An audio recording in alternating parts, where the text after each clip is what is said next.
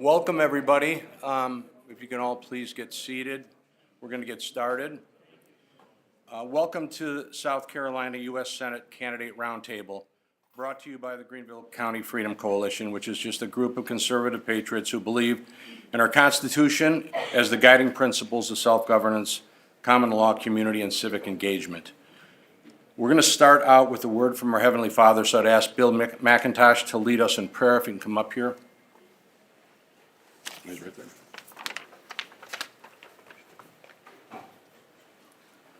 Good evening. It's great to see a good turnout and a lot of people sitting here as we start this evening. I would ask you all if you would join me in your spirit and in your heart and pray in whichever way works for you. I'm going to offer a prayer to share with you, and I ask you to join me. Our Father, we give thanks that we have the opportunity to live in a free and open country, founded in full view of your tenets. We pray, Lord, for your guidance and your gifts of the Spirit as we gather here tonight to hear and to seek information from those who are reaching out to serve elected office. We pray that those speaking may have your guidance. We pray that all your people here tonight and those outside of these walls may have your guidance, the gift of wisdom, and the gift of discernment to use as they work towards their decision on whom to support in the various upcoming elections.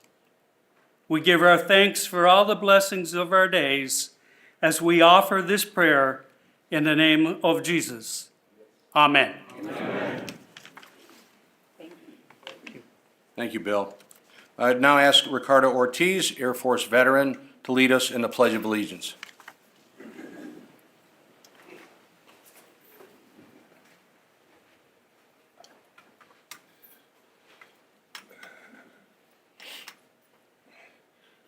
I pledge allegiance to the flag of the United States of America and to the republic for which it stands, one nation, under God, indivisible, with liberty and justice for all.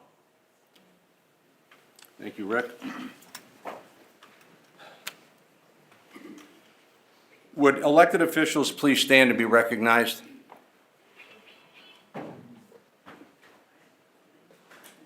They're either hiding or they're not here. Any candidates running for office currently in this upcoming primary? Please state your name and let everybody know who you are. Kyle Long, District 28, County Council, Greenville.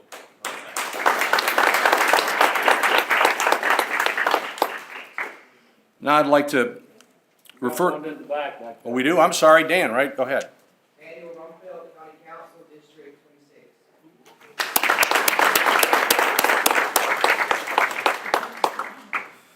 Now I'd like to refer to the Word of God to kick us off. In Mark 10:45 we read, "For even the Son of Man did not come to be served, but to serve and to give his life as a ransom for many." And in Galatians 5:13, "You, my brothers and sisters, were called to be free, but do not use your freedom to indulge in the flesh. Serve one another humbly in love." All of us in this room, including our candidates, take heart in this. John Adams agreed that republics rest on public virtue, a collective commitment to the common good rooted in private moral character. It is the foundation of a republic. Citizenry grounded in honesty, moderation, service, and self-restraint. He also warned that liberty, once lost, is lost forever. To add, Thomas Jefferson asserted the ultimate authority in society rests with the people themselves. Whenever the people are well informed, they can be trusted with their own governance. With this in mind, we thank everyone who took the time to participate and to engage in being informed on these candidates volunteering to be our next South Carolina U.S. Senator. Our founding fathers taught us that a republic depends on public virtue by we the people. We ask you all to embrace this, listen intently to the candidates so that you can share that out to your neighbors and communities and be that servant. We are the voice only if we show up. Finally, the format for today will flow in this manner. Each candidate will be given 3 minutes for an opening statement, 4 minutes for a closing statement, and 90 minutes of Q&A with each candidate given 3 minutes to answer said question. Should any candidate reference another on the floor, that candidate will be given a 2 minute to rebut. We will have a timekeeper who will raise a yellow card when there's 30 seconds left in their answer, and a red card when time has expired. So we appreciate our participants following that. Our questions today are sourced from 3 AI platforms, Gemini, ChatGPT, and Grok. We then had a committee review the questions and individually share the top 25 questions they thought were most important. From their responses, this list of policy and legislative questions was developed. We ask that you refrain from comments, questions, or applause during the opening statements and during the Q&A, but feel free to applaud after each candidate's closing statements. Any unruly activity will result in removal, and I hope we don't have that. The candidates will be available after all closing remarks for a meet and greet and would take any remaining questions you may have. So save your questions to the meet and greet, please. I would be remiss by not explaining our original moderator, Tara Seravides, I can't pronounce her name, news host from The Word, found out from her people last Friday she had a conflict and had to bow out. We were very fortunate to recruit Steve Nail to step in with not much notice. With that, I'll hand it off to Steve. Steve is the Dean of College of Business at Anderson University and has previously held executive roles at Hubble Lighting and Michelin. Steve was also selected by Greenville Business Magazine to its top influential people in 2020 and 2021. What happened after that, Steve? Steve also serves our community at Fellowship Greenville. Please welcome Steve Nail to kick off the roundtable.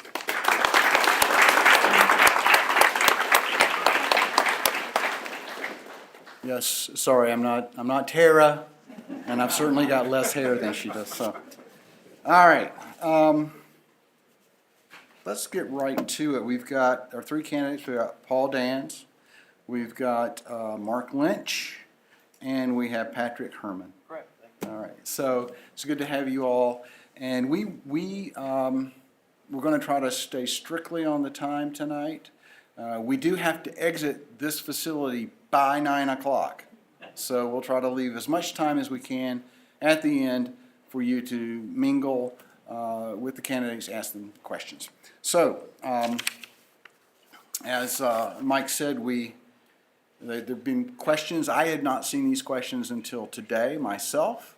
I've gone through the questions. There's more than we have time to ask, I believe, if folks, and by the way, candidates, you don't have to take 3 minutes to answer the questions. It could be a yes or a no, and that'll save some time. But I've taken the ones that I believe would be the most relevant for everyone to hear, and then if we go past those, I'll get into some of the others. But they had a nice grouping of questions. So, and what I'm going to do is I'll give, everybody will go first at multiple points today. I'll just start right here with you, Mr. Dans, just to start us off. First question is really on national security and foreign policy. The new national defense strategy. Are we doing our intro? Steve? Oh, I'm sorry. I'm jumping right ahead. No, we're not going to do the, no, I'm just kidding. Please take 3 minutes? Yeah. 3 minutes. Introduce yourself. Tell us why you're running and a little bit about yourself. Well, good evening, Greenville. It's great to be with you. I'm Paul Dans. I'm running for United States Senate. Number 1, to get Lindsey Graham out of Washington, D.C. Going to get that snake out of D.C., and we're going to take this Senate seat back for us. It's our Senate seat. It belongs to we, the people. And that's why I'm standing up. I'm going to tell you really briefly about myself, but really what I plan to do, and I think it comes down to one word, or 2 words really, Georgetown paper. I'll get to that. I am a Christian. Obviously, I'm a dad of 5. It's amazing. We had a gift from God just this past Friday. My wife gave birth to baby number 5. And Philomena, thank you. Look, I'm not only pro-life, I'm a procreator, right? So I am doing my part to get this birth rate crisis going, but I can only do so much. It's a blessing, really, and Mary Helen would ordinarily be here. But, I'm a deplorable, okay? I come from the stock like you who built this country, who fought the wars, who did the dirty jobs, only to come home and see their job shipped overseas. So I'm the son of a textile mill foreman. Everyone in my family, up until my parents, had basically showered after work, not before work. And I'm the first generation not to be in the union. So I'm very much about future working. This is where we get our dignity from God. And the reality is that this 21st century has stripped our next generation of its dignity. We want to take care of them. And how am I going to do this?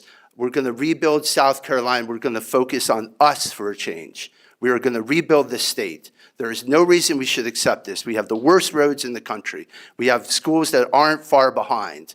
And this is because we've sent a swamp critter up there for 32 years who long ago stopped fighting for us. So I'm going to talk about three things in my platform. One, shop class in every middle school. Going to bring that back. Bring it into high schools, okay? We all probably took wood shop, metal shop drafting, move on to advanced robotics, state-of-the-art stuff. You have some of the best manufacturing possibilities up here in Greenville. With a school like this, we should be leading the world. But that means getting to the kids early and making it uniform across the state. Two, we live in God's bounty. I want us to introduce American Homesteading Act. We're going to go back to the land. We're going to get the Chinese off the farms. Amen. We're going to give the land back to the kids. We're going to use high-tech farming. And that's going to allow us to eat healthy. I'm a very maha guy, but I'm going to explain to that a little bit more in my answers today. And then three, look, crime bill. We got to get the crime taken care of. We should never live in fear. We're going to get more cops on the street. I'm a Second Amendment absolutist, but this is where it starts, is us being safe at home. So it's a pleasure to be with you tonight, and I look forward to answering the questions. All right, Mr. Lynch. Yes, I'm Mark Lynch, and I'm running to replace a traitor. I was born in Greenville. I'm a lifelong South Carolinian. My wife and I celebrated our 38th year of marriage. We have 2 kids, 4 grandchildren. Everybody loves Jesus. Our business is Jeff Lynch Appliance Center. I took over in 1985. When I took it over, we had 5 employees. We now have 110. We worked out of a 3,200 square foot facility. Now we're in a 132,000 square foot facility. Our business has grown 35 times over the 40 years under my tenure with God at the center. We have a chapel in our business, 2 pastors on staff, and we teach the Word of God to our employees every Tuesday and Thursday morning. It's awesome. They're our greatest assets. And we're debt-free. And I'm an ordained deacon now at Burnsview Baptist Church in Greer. But so we love the Lord, and this campaign's all about God first. The only way we will make America great again is to put God first again in a moralistic, constitutional design society. And that's what I bring into Congress, into D.C. My wife and I have done mission trips all over the world. The next mission trip is the swamp in D.C., and we're coming in Jesus' name. And so character matters, godly character. Everybody asks, you're like everybody else. You say all these things. How do we know you'll do that when you get there? I'll do the same thing I do in life now. I have an accountability team of strong Christian men that I have given authority to come into my office if I'm doing something stupid and hit me with a 2x4, pour ice water on me and say, what are you doing? And that's just good biblical accountability to stay safe. I'm God's child. I know who I am in Christ, and I mean something to the enemy, to Satan. And this is all spiritual warfare that we're dealing in. It's not Republicans versus Democrats. It's Jesus versus Satan. And I understand that thoroughly, and I'll have that same accountability in D.C. So I'm 100% pro-life. Life begins at conception. The guy we're running to take out is for murdering children up to 15 weeks and signed into law, voted for a bill to put our tax dollars into Obamacare and Medicaid to fund abortion through Planned Parenthood up to the moment before delivery in 9 states. That's wicked evil. So I'm running because of my national security interest, working with the heads of the Anti-Terrorism Division, Homeland Security, General Mike Flynn. He's endorsed me. I bring a lot of knowledge, and what people are finally realizing, what about these sleeper cells at home? And we're worried about Sharia law, and I know that very well of how to stop that. And the first thing we got to do is get the jihadists out of Congress in D.C. All right? So I know what that oath means, to defend against foreign or domestic enemies, and I bring a lot of knowledge in that area that's prepped me for this job as your U.S. Senator in D.C. Thank you. Mr. Herman. Thank you. My name is Patrick Herman. I live in Myrtle Beach, South Carolina. I started my small business 26 years ago. We do cleaning and restoration, a lot of flood mitigation, a lot of work with NFIP, and NFIP pays 50 cents on the dollar. That's one of my focuses. We've got to get NFIP back on industry standards. It's not fair to pay your deductible and then have to come up with an extra 20 grand on top of it. I live in Horry County. I'm the first person in 225 years to run for U.S. Senate, and it's kind of cool to make history, so I had to tell you that. Been there for Horry County for 33 years. I was on the alumni board at Coastal Carolina for 9.5 years, and I made a lot of great changes and things that they're still sticking with. So I love getting out and talking to people.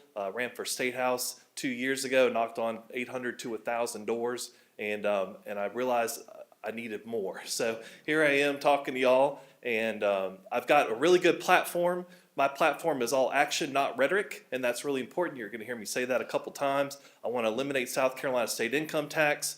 I came up with that as my number one on my platform. And I called Nancy Mace, I left her a message, and 2 days later she rolled with it. So I know that my platform is really good. I want to abolish the IRS. I want to have a flat tax. I think that's really important. If we abolish the IRS, we'll get rid of $600 million, that alone. And then we're at a 60% tax compliance right now. So if we abolish the IRS, we go to a flat tax, we'll have a 95% flat tax. Or 95, sorry, I saw someone go like this and I was like, is that my time or what? I'm looking over here in the car. So if we get a 95% compliance, that'll be another $500 million. That's $1 million. It'll go right to, or $1 trillion will go right to our total deficit in the first year. That's a big deal, folks. Like, this is a big deal. I'm about putting money back in your pocket, action, not rhetoric. And I want you to ask me questions. And my best ideas, they come from you. You're my best idea. And so that's my motto. Your voice is my voice. I want to hear what you got to say. I'm passionate about it. You won't hear me not be passionate about it. And I only had half of my energy drink, by the way. It's not the whole thing. So I've been in movies before. Population Purge. I'm one of the bad guys. Is a full feature on Netflix. I'm very comfortable in front of cameras, talking to people. And I live on a farm. I'm on 32 acres. I'm 4 acres from the ocean. I got a tractor. I work it all the time. I got chickens and guineas. And I really want to be your representative. And I think that we can do that together. So that's the goal. So. All right, thank you. And I got to say one more thing. When I said I can, what are the last 4 letters of Republican? ICAN. Right, that's right. So that's real important. So you'll hear me say that a lot. I can. So that's it. Great. Yeah. If you want to, you can just hang on. I'll just start down there with you and we'll move this way. I don't know if that's good or not. Everybody will get a shot at being first. Okay. I'll go to national security and foreign policy. The new national defense strategy shifts focus away from Europe and towards hemispheric security. Do you agree with this burden shifting that requires European allies to defend themselves while we focus on the U.S. homeland? Look, where to start on this? Such a big question. I really appreciate it. So I believe we're in stage 5 of economic collapse. And it happened in Great Britain. It happened in Spain. It happened in USSR. We've got a lot of money that's out, and it keeps going out.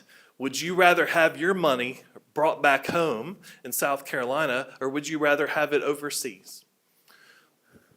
I'd rather have it back home. So, and if y'all go on Twitter, you go on X, and you look at what's going on in Europe with open borders, it's not good. I mean, there are people getting raped, they're getting robbed. Do you want that here? I mean, I don't want that here. So that's why, look, eventually, if we keep giving our money away, we're going to go through economic collapse. We got to bring it back. We have to. We absolutely have to. And look, we have a lot of allies, and we're going to continue to have those allies. I'm not saying defund everything and not support anyone. I'm saying that we need to be consciously aware that we're in trouble. We're in a lot of trouble, and I don't see anybody do anything about it. And look, Lindsey Graham, where's he? He's not here, right? I mean, if you're not mad, you should be mad right now. You should be really mad. Where's Lindsey Graham? He's in Sherrall. I looked on Facebook 2 hours ago. He could have made it here if he wanted to make it here, but he's not. Look, I'm going to show up, and I'm going to be here for you every step of the way. And I want you to call me. You tell me if you need me. I'm here for you. I'll answer the phone. Look, I do fire and water damage restoration. We answer the phone. I'm the one that answers the phone 24/7. You call me at 2 o'clock in the morning and you're upset about something, I want to hear about it. Because what happened in Benghazi? Oh, Hillary Clinton, what did she do? She was sleeping. She had her phone off. Guess what? I'm not turning my phone off. You want to call me 2 o'clock in the morning? I might not like it. Let me get a sip of water and then we'll talk. All right, thank you. Mr. Lynch? And I didn't see the car. Did I overtalk? Yeah, by the way, we're keeping the time, so the yellow means you've got 30 seconds, and then the red means stop. Okay. All right, Mr. Lynch. So international security is important. I'm glad President Trump's in office again. We have the respect of other countries because he'll do what he says. But he's a diplomatic guy, and he's about promoting peace first. While he was promoting peace in the Ukraine with Putin and Zelensky, somehow Lindsey Graham thought he was Marco Rubio or Pete Hegseth or Donald Trump, and finally Trump called him out about it and said, you better be careful about what you're talking about. You're going to get us into more war, and like this gentleman's talking about, we're trillions of dollars in debt, and we can't afford more war right now. So it's better to promote peace, and that's what I'm about. War is a last-ditch effort. If it's a true imminent danger to America, yeah, I'll make sure our boys and ladies in the military that are serving us that have agreed to sacrifice their life if they have to, they'll be given everything they need to devastate the enemy with extreme prejudice. We have to protect the homeland, and we haven't been doing that. With our borders wide open, the enemies are coming in here, and all the sleeper cells everywhere. We're infiltrated to the hilt. A friend of mine went down to San Antonio and took a mercenary team, and I said, Tim, this is what you'll see. He watched a bus pull up, 79 people crossed the river while he was standing there filming it, and 75 were 25 to 30-year-old, highly in shape jihadists that had shaved their beard and were to report to their assigned locations. And so we got to tend to our security here at home first. That's the oath. I work for y'all. I'm America first. Truly America first. Every decision I make will be through God's word and through the Constitution, and it'll be about America. So if we have danger in other countries coming towards us and verbally speaking they're going to attack us or whatever, and they have international threats toward America, yeah, we'll get involved with that and go see what they're about. We'll call their bluff and see what's going on. And Trump's good at that. And we have the finest military in the world. We still have the best. Pray for them. This war is going a little further than we probably wanted it right now. So keep our men and ladies in prayer, and let's help them be safe and get home quickly.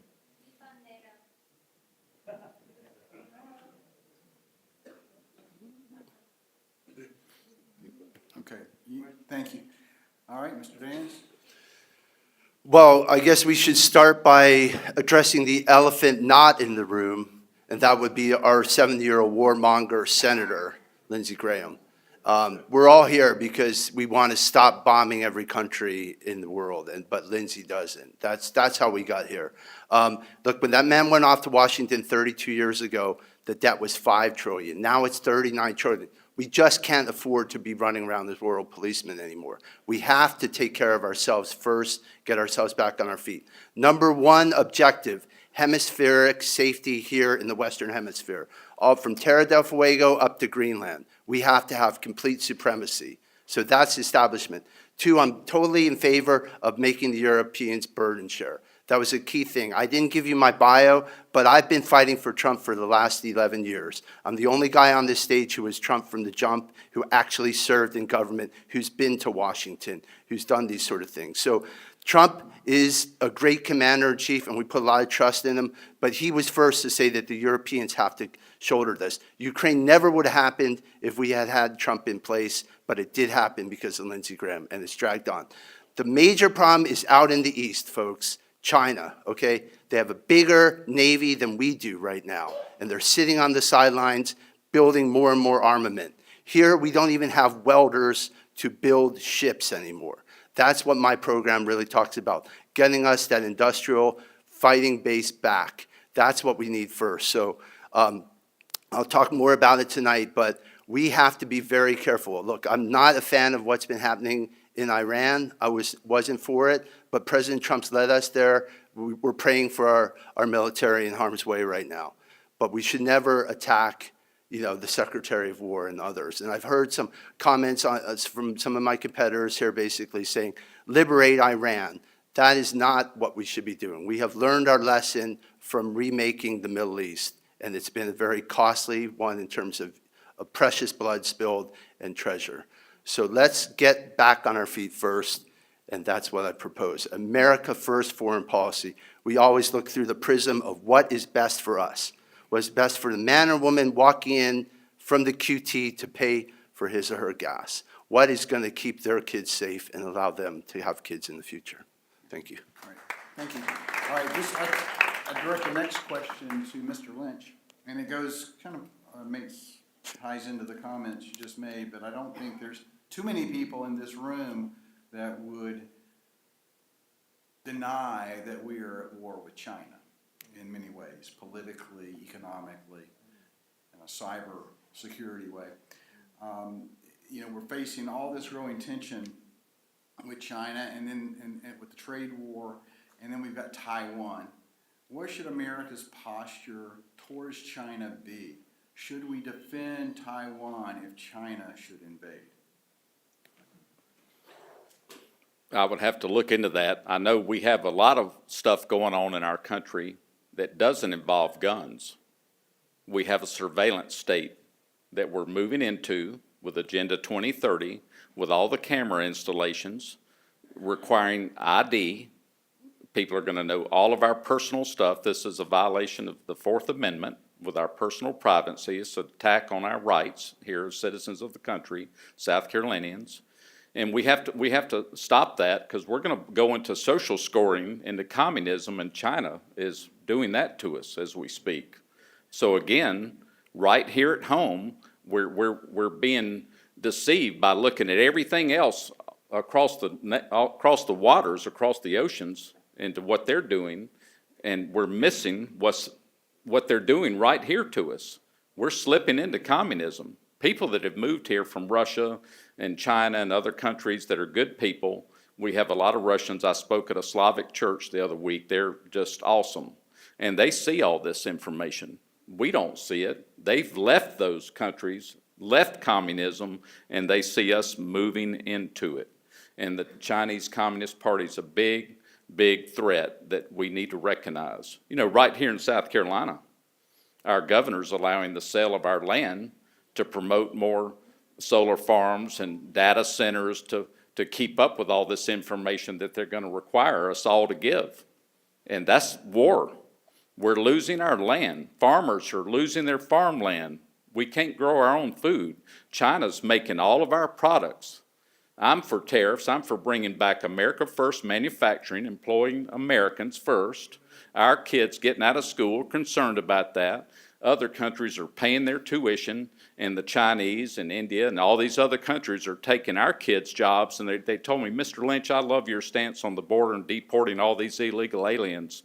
But I was born here, and I'm going to fight other countries' kids coming into this country that'll never assimilate into our culture, and they'll take my jobs.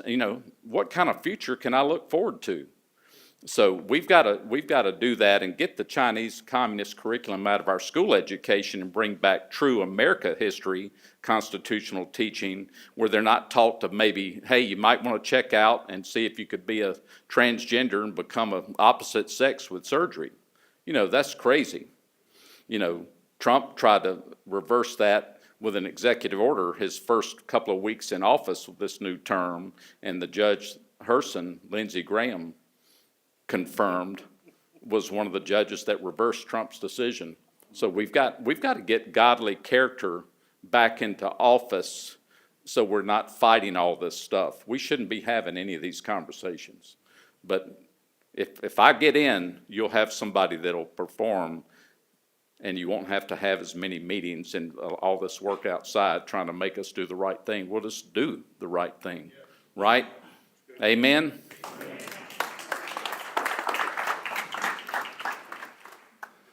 So the question was, would we fight to defend Taiwan? The answer is absolutely. China is our global foe right now, and what's happened, Lindsey Graham has systematically weakened us with respect to China. That war in the Ukraine, that has systematically taken our weapon stock. A Javelin missile, folks, they're used equally in the Pacific as they are in Ukraine. And we've given all those over. They take 7 to 10 years to build.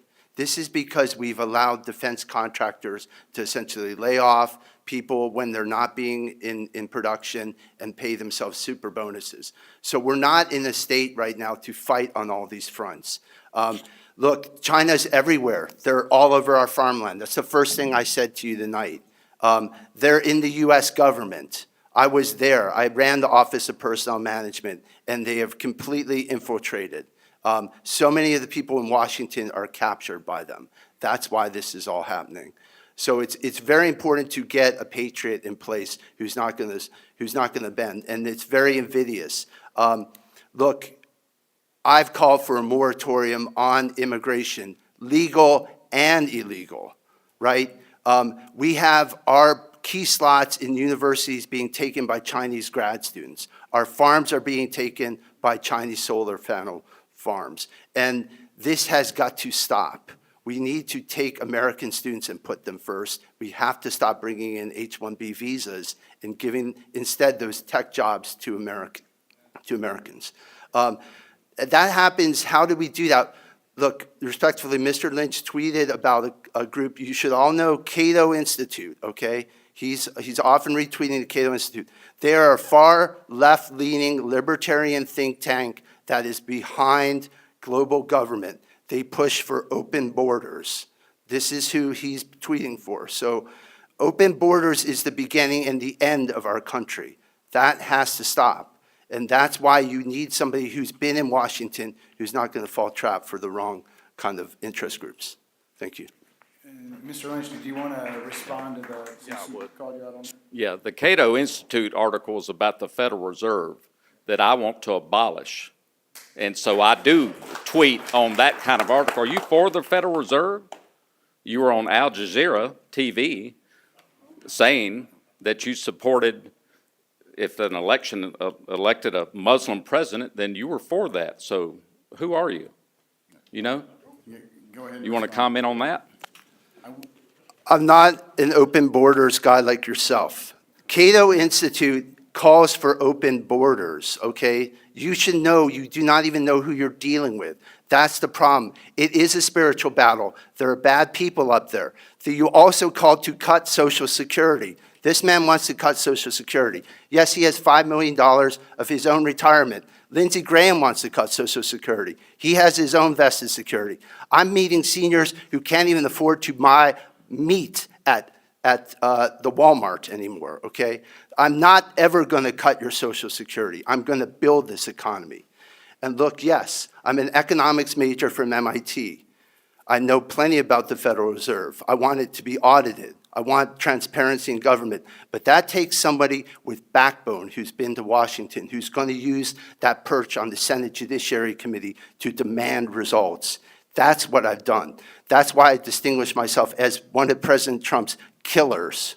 Okay, he called me his killer. He put my wife, my wife on the board of the Kennedy Center. Time. And that's why. All right, can we, yeah, Mr. Herman? Okay. I'm gonna go. Well, Yeah, yeah, Yeah, just- then please- just real please, quick. if you will, let's try not to. Yeah. Let's try not to, make we want to get the answers to the questions. Yeah, I don't know if this is it working? Okay, I mean, that's just a total lie that I'm for killing your social security. Those are not the character qualities we need in DC. We have that kind of character there now. Thank you, sir. So should we defend Taiwan? I mean, absolutely. They're our ally, right? But we have to defend our allies, and I think that's really important. And then we're talking. We need a stronger military. We need to have strength. We need to have a big military, because then they don't mess with you anymore. That's important. I don't want to see anybody die, but we will defend our allies. We absolutely will defend our allies. So, and then I hear about data centers. The young lady that was supposed to moderate the Tara show, she was talking about data centers, and there's a lot to be known. So disclosure, I have a data center on my property that I built myself, which is not in use. I used to mine Bitcoin and Litecoin through a process called NiceHash, and one day the FBI showed up. I wasn't really happy about it, and then all the electrical engineers showed up, and they said, you're using more power than everybody in the neighborhood next to you. But that was a couple years ago.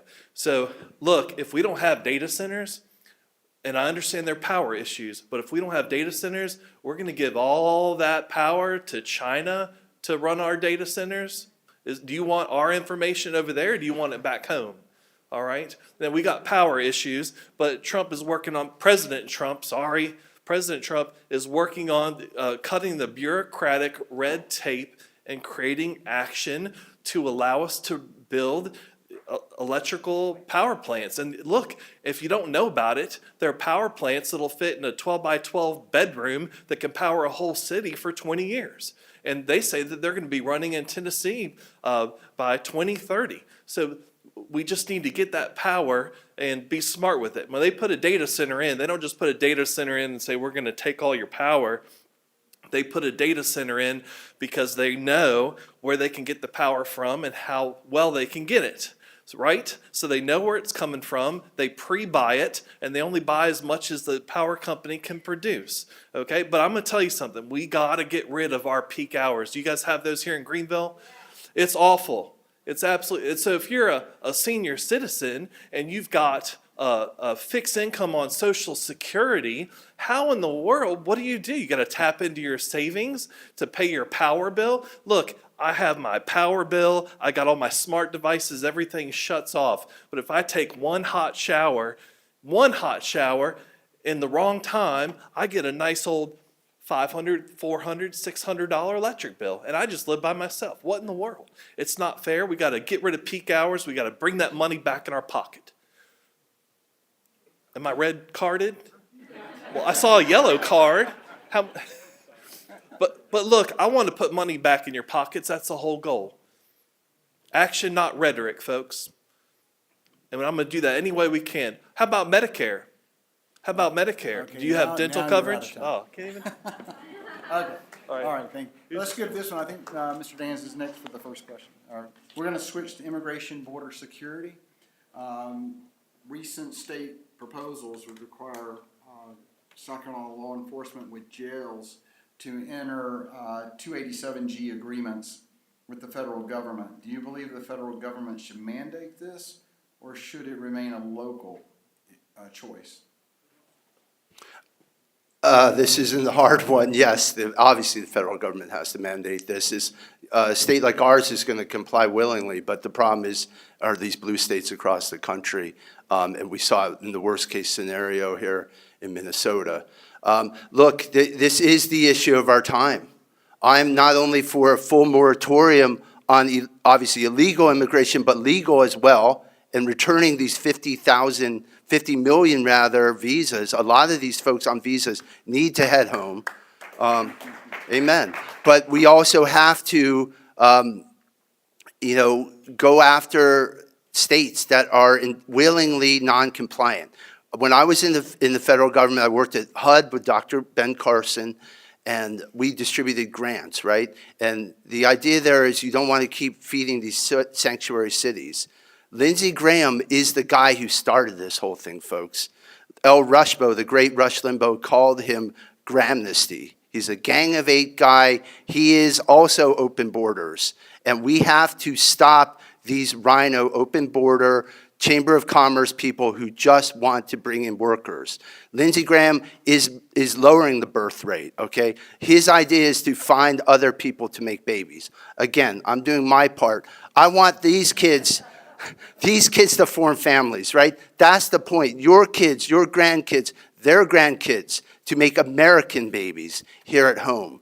That's how we're going to, we do not need immigration. We need babies here at home, and we need to give this next generation a piece of the pie. And that's where my 21st Century Homesteading Act comes in. We're going to build family farms again. South Carolina is going to be the lead with it. 100-acre spreads. We're going to retake rural America, build it back, help this next generation of farmers pass on to the youth. We're going to confiscate this Chinese farmland and put it in a constructive trust for use by Americans. And you're going to eat healthy. We're going to put money in the pockets of those young farmers to use these tools we have at Clemson, that we have here in Greenville, and be sure that they can farm in a way that gets farmers away from these invasive chemicals. Ultimately, this will make us all healthier and live better lives. So thank you. Thank you. And this would be, yeah, either one of you, it doesn't matter which one goes second. Okay, I'll take it. So 287G, that was available 26 years ago to our state. And we started talking about it last year for the first time. 26 years ago it was available. That gives our local sheriffs and police agents the authority to detain and deport illegal aliens to help ICE. And we didn't use that. So, I've talked to our sheriffs. Our organization went up to the law enforcement center and years ago started asking them, why are these unmarked white buses coming into our state, dropping off 80 to 100 illegal aliens at the gas stations Tuesdays and Thursdays, and we're not doing anything about it? And our sheriff said, what are we going to do? They're already under indictments to go to a federal hearing, and so there's nothing we can do. We don't have room. I said, you can arrest the bus driver and seize the bus and sell it and use that money to build gates at the borders of South Carolina, because this is a state sovereignty issue. I don't want federal government telling us what to do. We need people that are in position already with authority in South Carolina to do their jobs. And I'll work with the governor or whoever's in charge, and we'll make sure our police and our sheriffs know their authority and they start doing it, or we'll get rid of the sheriffs and get somebody who will do it, right? That's not a federal issue. We have too much government overreach out of D.C. now. This is South Carolina, and I serve South Carolinians first, America first, next. So we got to have the understanding of our laws and give our people authority to do their job, because we have thousands of illegal aliens in Greenville. We haven't noticed a homeless increase in our population. These people are being picked up, have places to go, they have their relatives, or they have assigned locations of jihadist terrorist organizations to report to when they get here, and that's what's happening. And so we've got to take our own matters into South Carolinians' hands and use our sovereignty here and make those decisions. Thank you. I don't think, I'm not here to defend Lindsey Graham at all. I don't think Lindsey Graham wants open borders. In fact, one of the things he's been working on are legislation to have financial penalties for sanctuary cities. Some say don't have any, they can't get any grants if they don't abide by the law. Okay, I get that. I think we just need to defund the entire city if they're not going to abide by the law. So we need to have laws that, and that's something Lindsey Graham is working on, and I don't think he's going to have time to finish it, but I can take over and finish it for you. That's not a problem. So we've got to pass those laws, so we can go after those sanctuary cities. It's just unacceptable. It's completely unacceptable that we can't enforce the laws. We can't enforce our own laws in South Carolina. Like, we have a lot of laws that are outdated. So we got to get rid of this red tape, and we've got to, if we have to federalize our current police officers so that they can enforce the law, then they need to enforce the law. We can't, look, we're in trouble, folks. We got the solutions in front of us. We all got some really good ideas. You know, we got to work together, figure it out.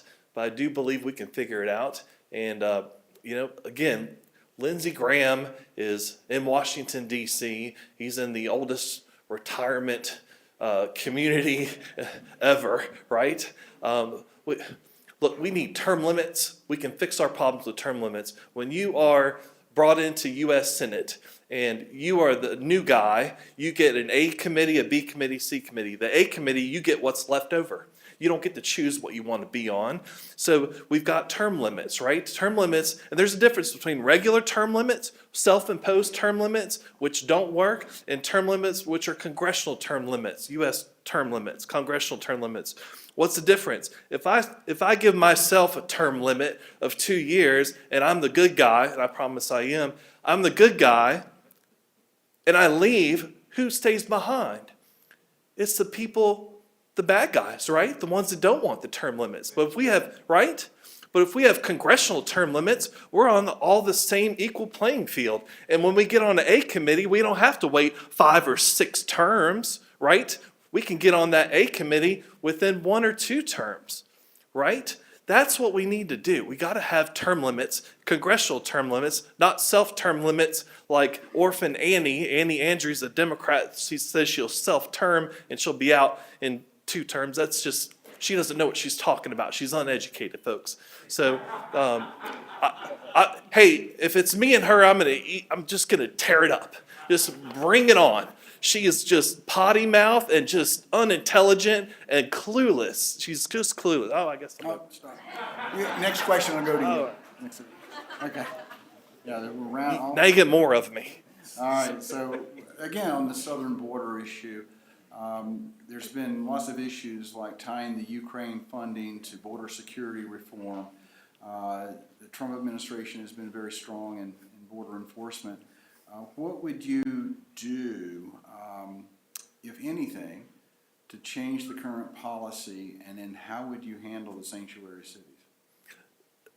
How would we enforce the laws? No, what would you do differently, if anything, with regard to sanctuary cities and our immigration in sanctuary cities?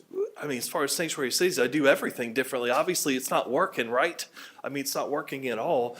We've got some problems here. So we've got to pass legislation. Will let us go in there and, you know, find the sanctuary cities. And it's not just a fine.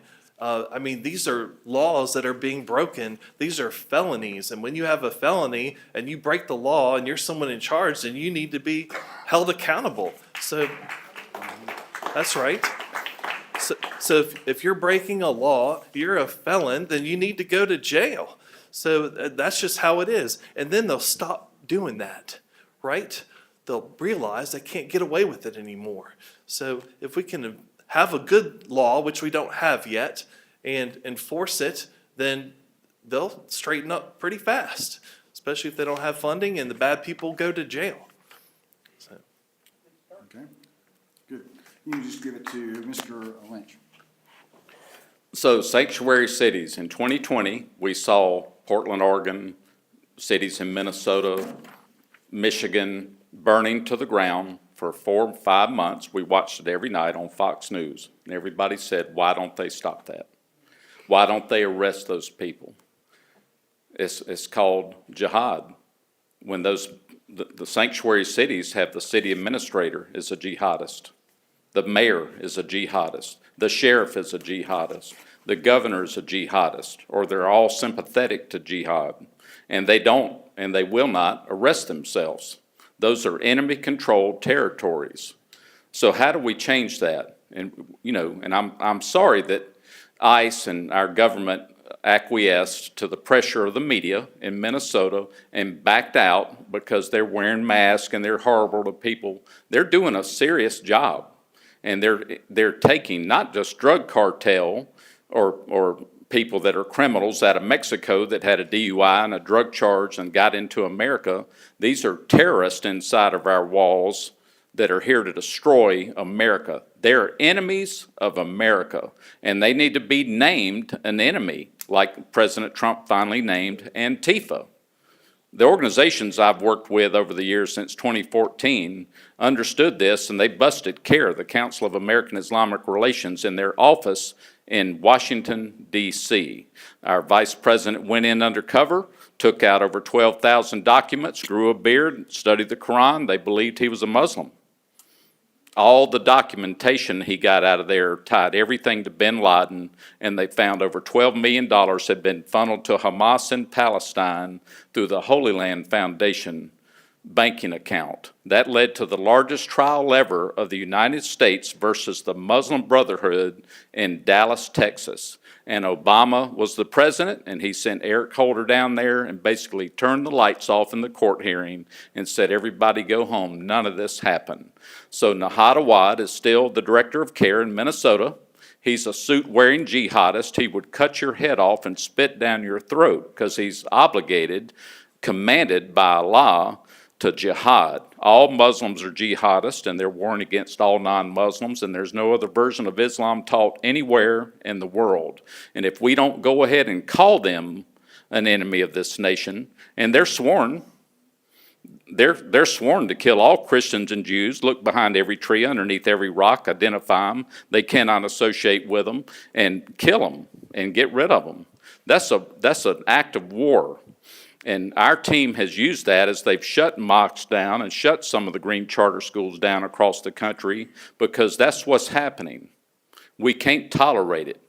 I don't think our forefathers meant all religions were okay, and Islam's not a religion. It's a military cult. They say that in their own books. Read what they say about themselves.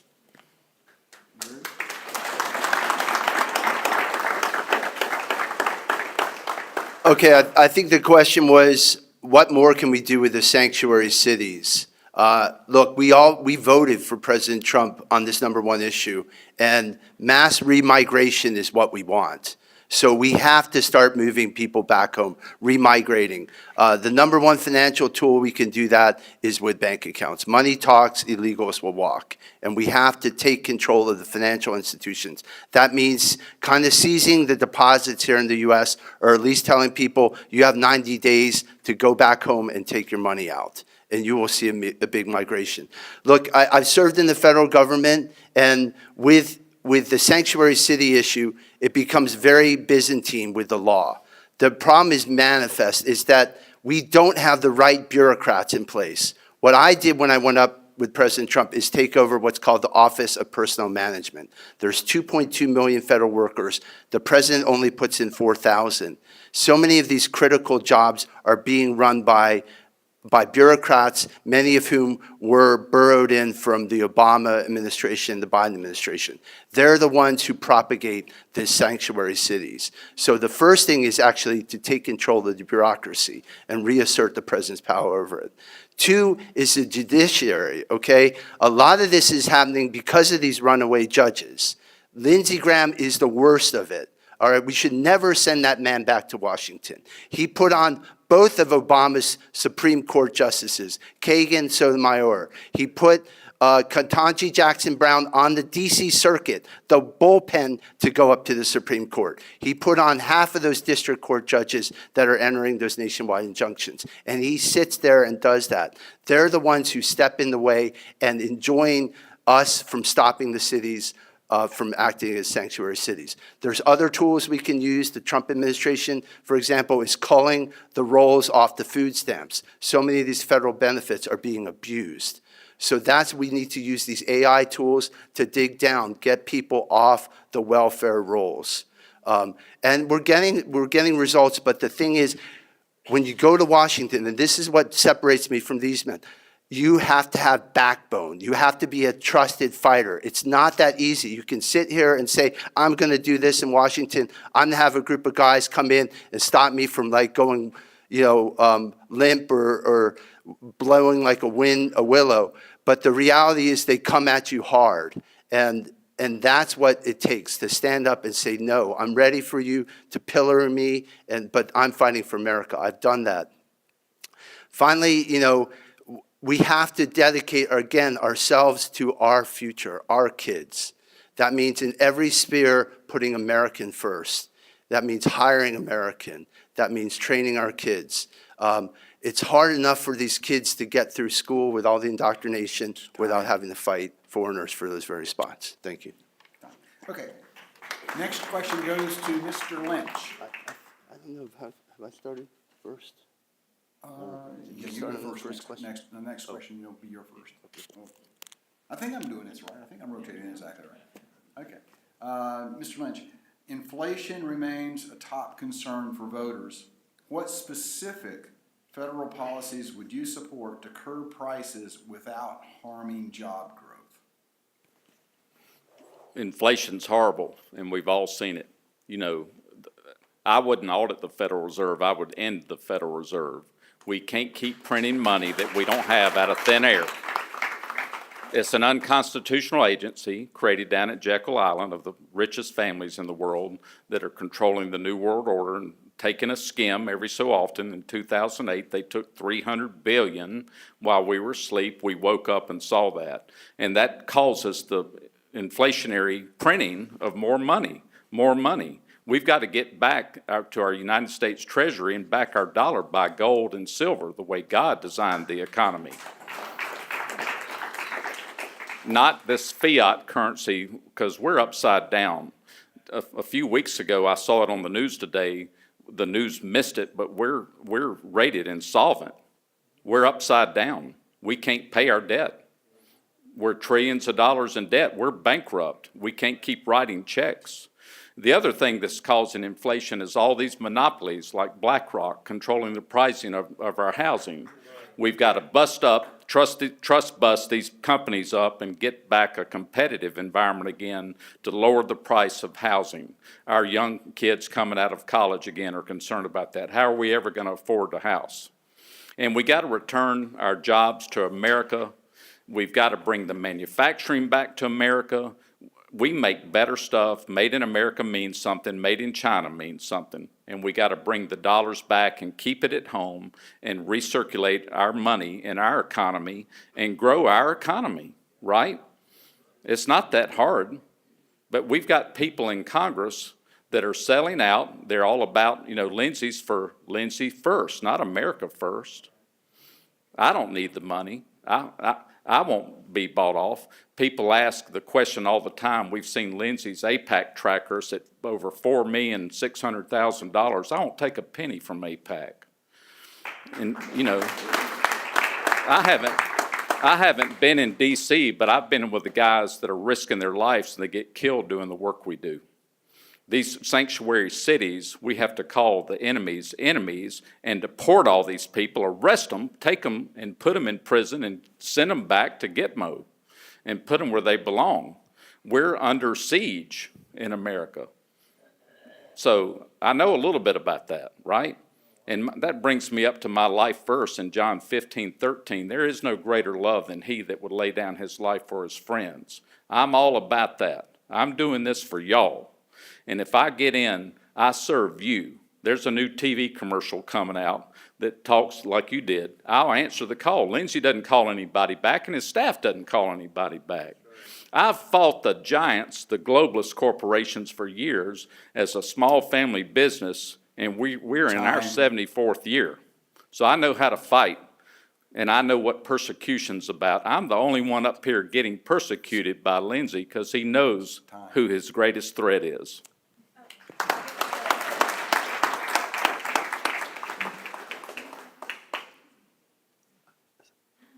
What? I think he needs to give it to Dan. Oh, goes to No. Paul? It'll be next. It's my turn. There's two ways to help fix inflation. And one of those ways no one's talking about because most people don't understand. Tim Scott is working on the Clarity Act. Does anyone understand the Clarity Act? So you need to understand what he's working on. He's not doing a good job, and probably because he doesn't understand cryptocurrency. I understand it quite well. I was mining cryptocurrency in a data center in Myrtle Beach for 3 years. I was mining at my office. I was also mining in my building next to my house, and I understand what's going on. So you need to understand this. This is probably more of education, but our dollar is very weak, and so we need a stronger dollar. And so the Clarity Act is designed to take cryptocurrency stable coins and to use the money going into, which is money that's from all around the world, by the way. You need to understand that. So when you buy a stable coin, where does that dollar go? Where does it go? Well, the Clarity Act is designed to, this is just so, it gives me chills. The Clarity Act is designed so when those stable tokens, they have to take that money, they put it into U.S. Treasury and bonds, and that makes our dollar stronger, and that's going to help fight inflation. So that's the number one, and that's real important. Tim Scott's doing an awful job with it, but I can help him with that. I mean, he is in our state, right? So we can work together.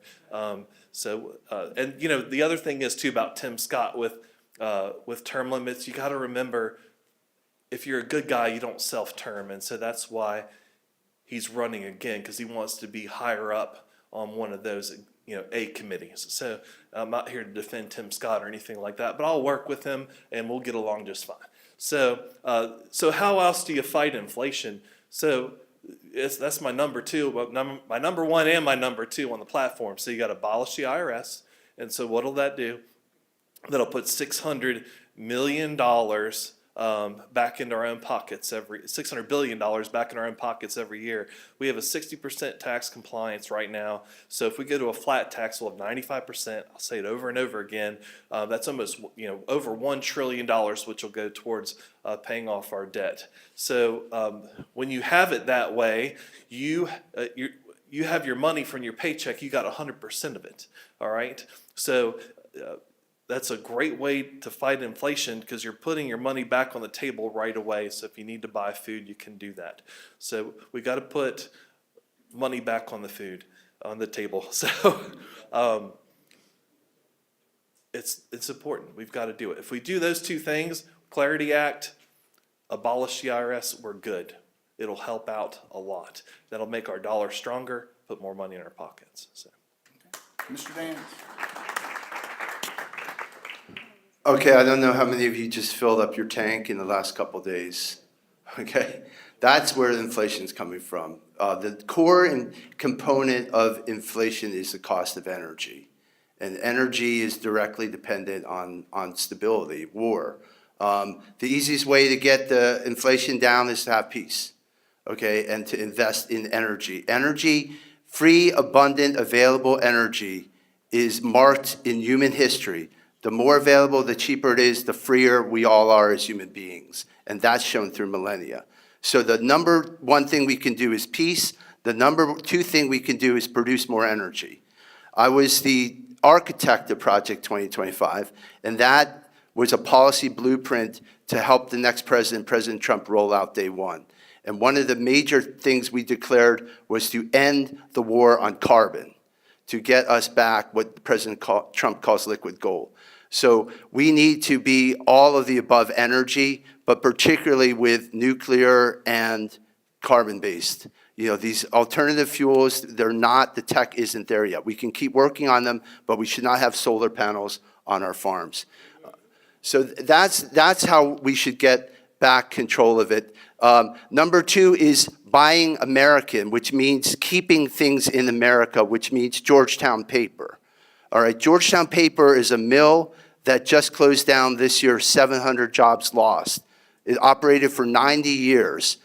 The lumber industry is one of our state's biggest and over historic. That's built the state. It built the ships at sea. It built this country. And right now, our timber industry is falling. We need to prop that up. We need to put government subsidies, not $300 billion to Ukraine, so their civil servants can retire in comfort. We need billions of dollars to build 21st century paper mills. We import $29 billion of paper products. We have trees right here in Greenville County that are standing that could be timbered. So that's what we have to do. We have to bring back steel. I'm proposing to bring back textile mills, the cotton, the king. We will start making things again in America, which means helping these industries get back on their feet. And that's what a U.S. senator who thinks America first is going to be thinking. And to do that is supporting schools like this to get that tech workforce in place. So the employers can basically always have a steady input of workers. This school, I talked to the students coming in, people are paying for it. This should be free, okay? You should not have to go into Hawk to learn trades to contribute to society. So we get the employers to help underwrite these educations in co-op situations, and then they go right into employment. And that's what I'm proposing to do. All right, and so, thank you. And the next question,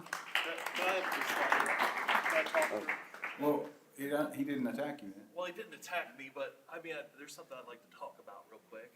No. No? All right. Okay. Hit it next time. All right, so, Mr. Dance, staying on the economy, probably nobody but me stays up at night worrying about this question. But the national debt is over $34 trillion today, which I, personally think may put us over the cliff. What operational changes, spending cuts, revenue changes would you support to get this under control and reduce the debt?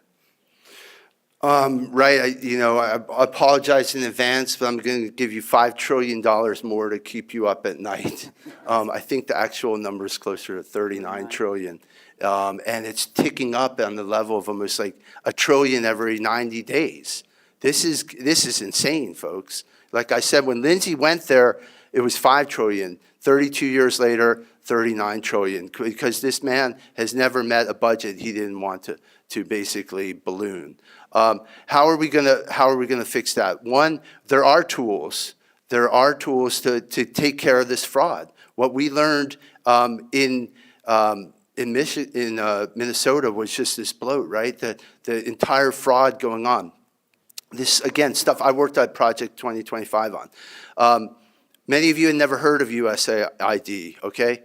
Paul Dance was working on it for the last 3 years in Washington to take this thing down. It is a fraudulent conveyor belt of money that comes from us, the taxpayers, goes out abroad and goes back into the pockets of Democrat politicians.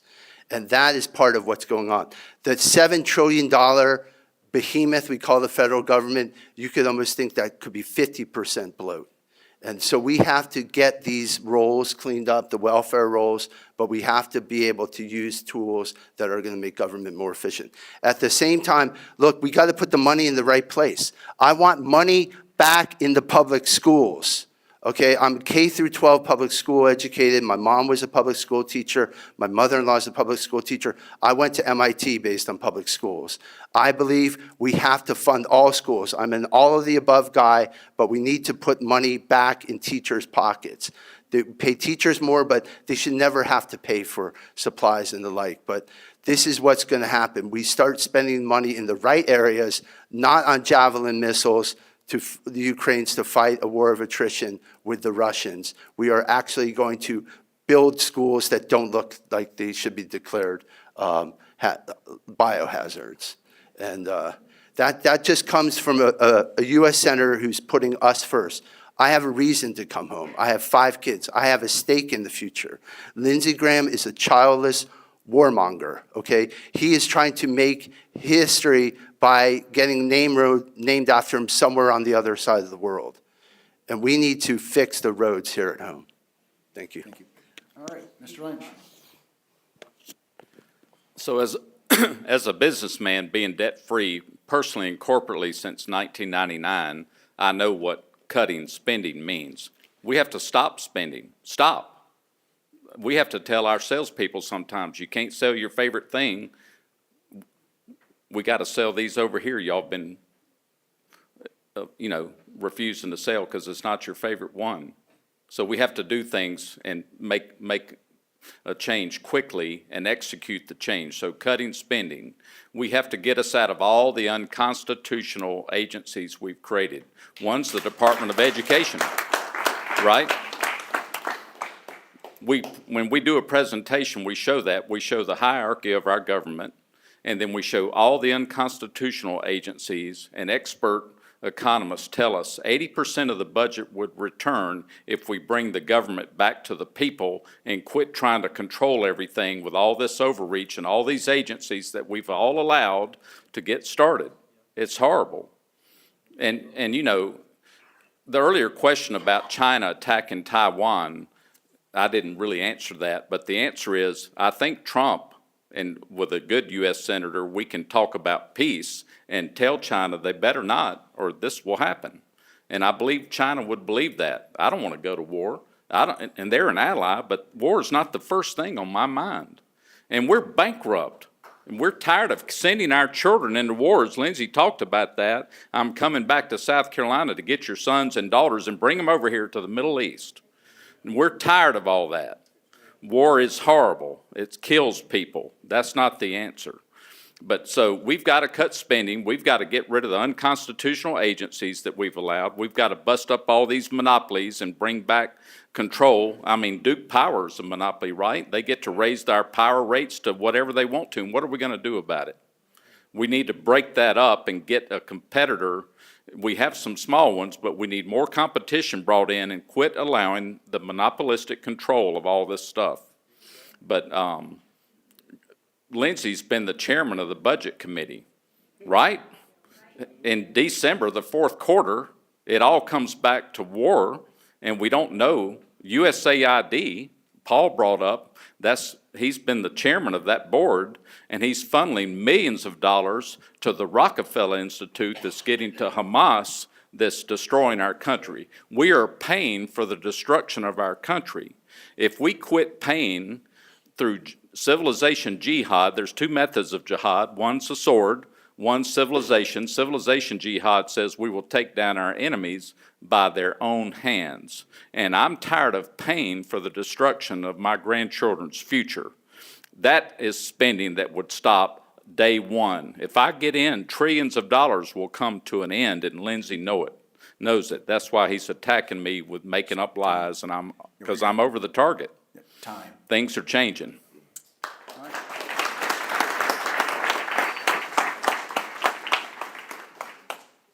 You guys are awesome. You got some good answers. So, I mean, they're right. I mean, do you not agree with that? Like, everybody has some good points and good thoughts, and that's how you get good ideas from talking to other people or listening to other people. So, number one, what about Doge SC? Or just not a SC, but just Doge, Elon Musk's Doge. We found all this wasteful spending, but we aren't doing anything about it. It's a bunch of bureaucratic red tape. What happened to the action? Why are we not going in and prosecuting and shutting things down and putting people in jail? I mean, right? What's going on there? I don't get it. And then you have the FBI, and by the way, I was an FBI applicant, and I went through phase one, and I was past the age point, so I couldn't go to Quantico. But the FBI is spying on what, 20% of the U.S. Senate? How about that? Why are we using our own government? And they're also spying on 400 other agencies, the political action committees that are Republican. The Patriot Act. So what's going on there? We need to get rid of the FBI, period. Amen. That will save us $300 billion. That's a lot of money. So look, I mean, it just doesn't stop, right? The FBI is not in the Constitution, okay? So let's get rid of them. We don't need them, especially if we're going to spy on each other. So if we need to have, we got to get rid of that red tape, and we got to have action. We got to stop the rhetoric and get back to action and do things. And that's what small business owners do. Look, I started my small business from scratch, and it's difficult. And all my friends that have small businesses are struggling right now. Doesn't matter what the market's doing. They don't have money to put into the market because they're barely paying their bills. We've got to fix our problems, y'all. We got to fix them. So, Next one's going to go to you. that's my. So, thank you. You may have already answered this question because the next one actually involves Doge. We've had that, we have it, they're talking about around states, everything else, but if in Washington, regarding Doge and cutting waste, which specific agencies or programs would you vote to eliminate first to reduce the national debt? To reduce the national debt. So I've talked about this a couple times. We need to abolish the IRS, and with that flat tax, that'll take care of $1 trillion a year. We just need to not put that $1 trillion a year back into the general budget. We need to use it for our debt. So when we pass a bill, we have passed legislation, we need to tell where that money is going. That's what's really important. You can't just put it back in the general fund and now it goes to something else, like Lindsey Graham's International Republic Institute, which is a slush fund which is funded by USAID. And if you go through there, you just follow it through on the federal website, and I did it. He's sending money to Sweden for LGBTQ rights in Sweden. I don't get it, folks. That's USAID. That's our tax money going overseas for something that's just not important, okay? So that's a big deal. It's a very big deal. We gotta go with what's common sense. It doesn't take a marine scientist. Yeah, I'm a marine scientist. It doesn't take a marine scientist to figure that out. Anybody can tell you, from a young kid to a grown adult, we gotta stick with the common sense. If we do that, we'll be fine. So we got to abolish the IRS. We got to get rid of the FBI. Those are two things that will help out a lot. And there are lots of many other things that we can do, especially the fraud in daycares. What in the world are we funding daycares? I don't get it. It's out of control. It doesn't make any sense. And then the insurance policy. Look at State Farm. Anybody have State Farm? State Farm is now, if you have 2 or 3 on State Farm, if you have 2 or 3 trades for fixing your flooded house or fixing your house from water damage, they're supposed to pay profit and overhead.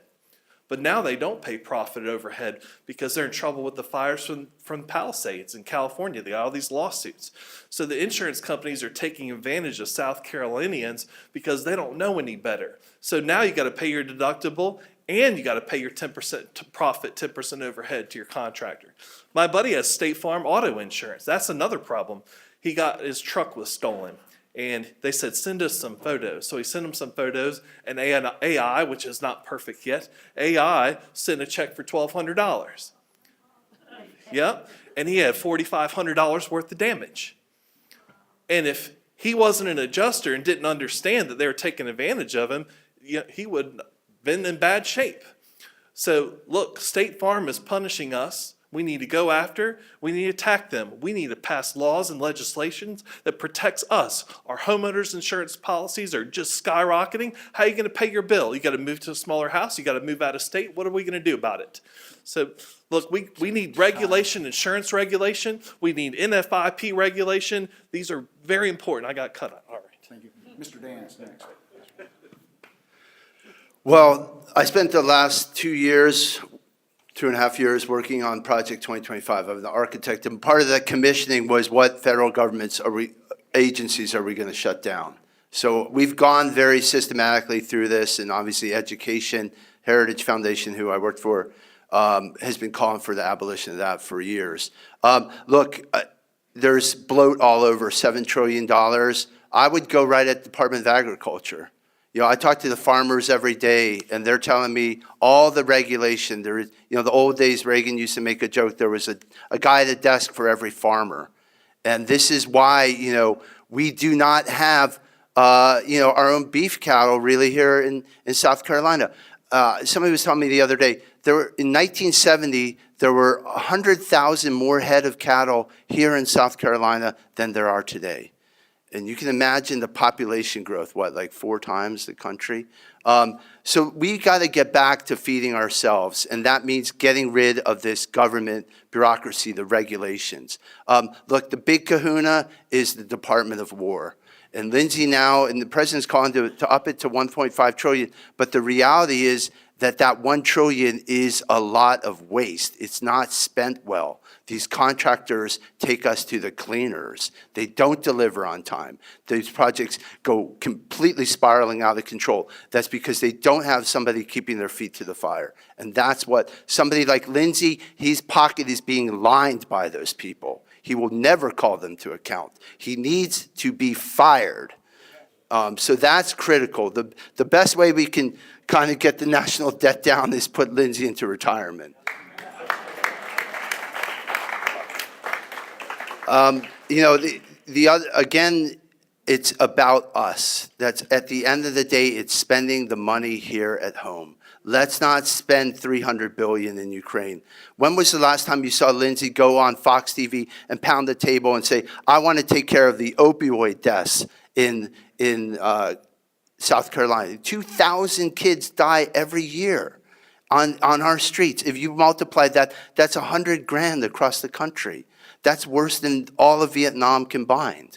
And that's because we don't have enough resources to get to churches and people to help these folks. We need to get justice for them. When I go to Washington, I will get the Sacklers. I will put them into prison. I will haul that criminal Fauci and put him in an orange jumpsuit. That guy is a crime. He committed crimes against humanity.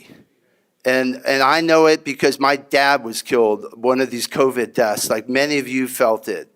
And he was a great man in modern medicine, but Fauci and his ilk have never fought have never tasted any sort of retribution and accountability, and that will change.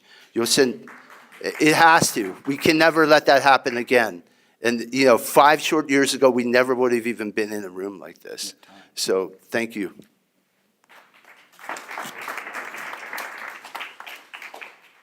So federal spending that's out of control, we have to stop spending. And one of the agencies, like I mentioned earlier, is the Department of Education that has a communist core curriculum that's brainwashing our children into getting sex changes and all kind of things. They're taught to hate America and hate their parents, and we've got to rewrite that and get that back into the citizens' hands. And we need to get rid of the property tax associated with that and end the property tax in our state. Because if I own my car or I own my home, why do I have to pay a mafia protection fee to keep it? We don't own anything. It's time to wake up, y'all.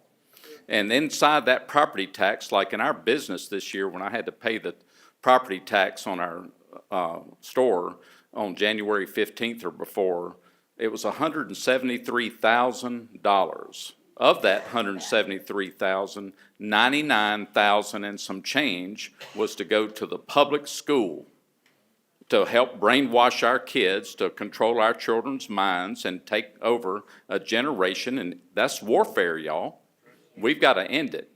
Income tax has to end at the federal level. Our country was taking care of itself financially off of tariffs up until 1913. And then they came in and started giving us the federal income tax. We got to get back to that. So I'm all for tariffs.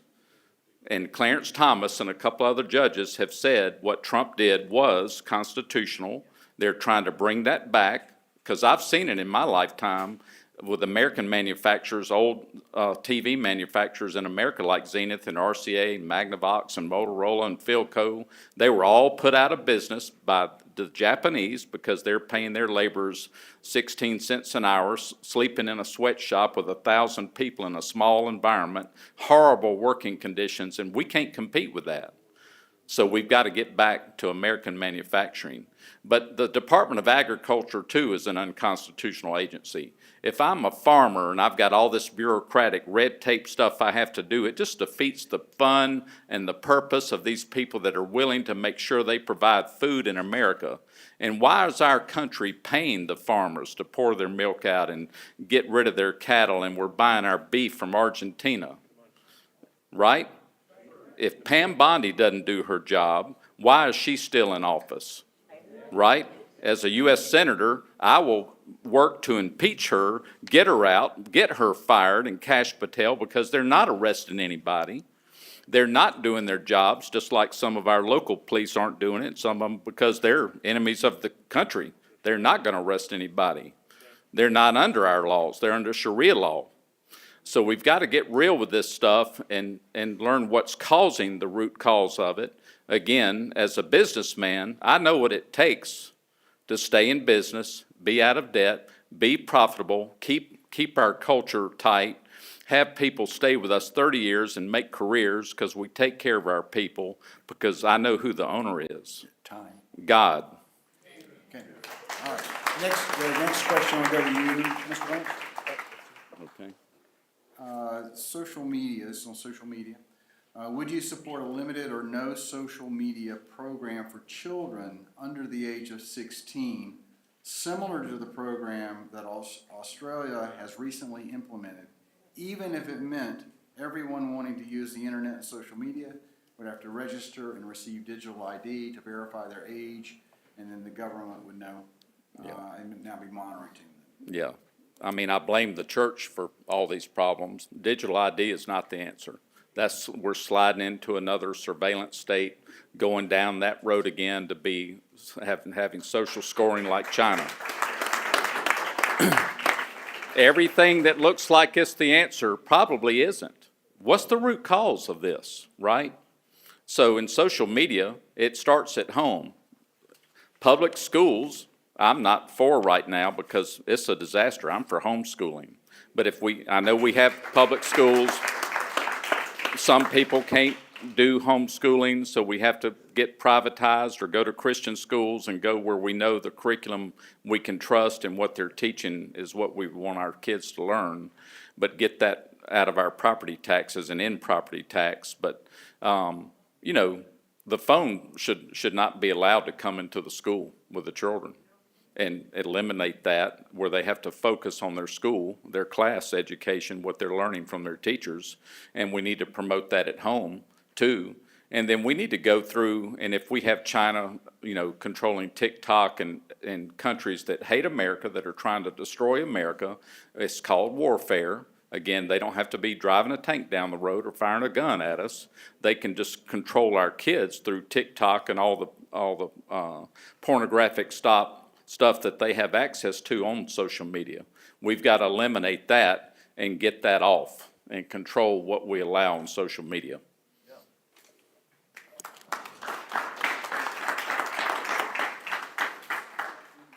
When I was 16 and younger, we didn't have social media, and everything worked just fine, didn't it? Our kids don't need social media. They pick on each other. It's just not good. And digital ID, what in the world? They got digital ID overseas. Digital ID, what is that? So to get a digital ID, you have to have a credit card, folks.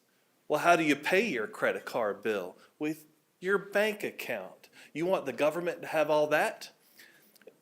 That's not a good idea. In Europe, what happens if you say something on social media that you shouldn't? They arrest you.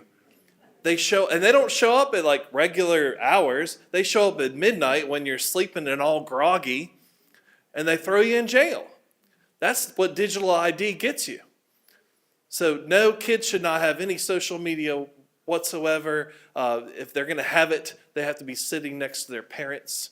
It has to be supervised, and then, maybe. But no digital ID, it's not going to work. We need less government, not more government. If they want to see what's going on and come arrest us at 12 o'clock at night because we said something, against the government at midnight, it just doesn't make sense. So. Thank you. Mr. Daines. Look, I'm all for controlling the social media with respect to adolescents and young children. We've had regimes like this that have been very effective in the FTC enforcement methods. Digital IDs are not the answer. I'm not supportive of that.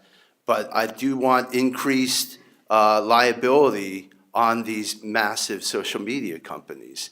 They programmed this stuff to be addictive, all right? This is very purposeful. It was done by advanced behavioral scientists, and they know exactly what it is. Very similar to the opioid crisis.